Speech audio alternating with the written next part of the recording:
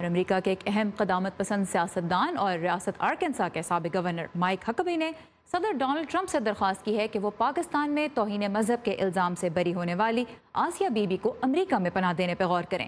اس کی تفصیلات ہمارے لیے لے کر آئے ہیں اسد اللہ خالد، جو اس وقت کیپٹل ہل سے ہمارے ساتھ ہیں۔ جی اسد، کیا کہا مائک ہکبی نے اور کس پلیٹ فارم پہ؟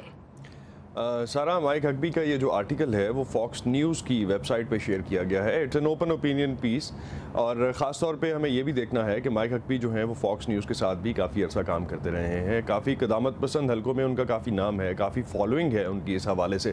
اور اس خط میں خاص طور پہ جو انہوں نے صدر ٹرمپ کو لکھا ہے اس میں کہا گیا ہے، اور یا یہ جو ہم اس کو سمجھ لیں کہ ایک جو اوپینین پیس لکھا ہے اس میں انہوں نے جو کہا ہے اسپیشلی کہ ایز صدر ٹرمپ کو مسیحی ہوتے ہوئے جو ہے وہ مینلی مدد کرنی چاہیے آسیہ بی بی کی، اور ان کو پاکستان سے نکلنے کے لیے سمجھ لیں ہم ان کو بیسیکلی پناہ دینی چاہیے، ان کے خاندان کو پناہ دینی چاہیے۔ اور اس حوالے سے مذہبی انتہا پسندی کا جو رجحان ہے پاکستان میں، اور جس طرح سے خاص طور پہ 5ویں نمبر پہ اس حوالے سے انہوں نے لکھا کہ پاکستان میں مذہبی انتہا پسندی کی سوچ جو ہے وہ 5ویں نمبر پر ہے، جس کی وجہ سے بھی آسیہ بی بی کی جان کو شدید خطرات ہیں۔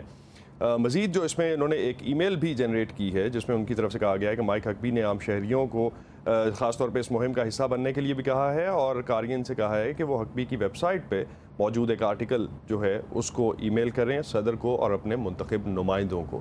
جی سارا، آلرائٹ، تو ایک طرح سے ایک مہم کا انہوں نے آغاز کرنے کی کوشش کی ہے آج فاکس نیوز کے اپنے آپڈ کے ذریعے، جس میں انہوں نے آسیہ بی بی کو امریکہ میں پناہ دینے کی جانب توجہ دلائی ہے۔ اسد اللہ خالد ہمارے ساتھ ہے کیپٹل ہل سے۔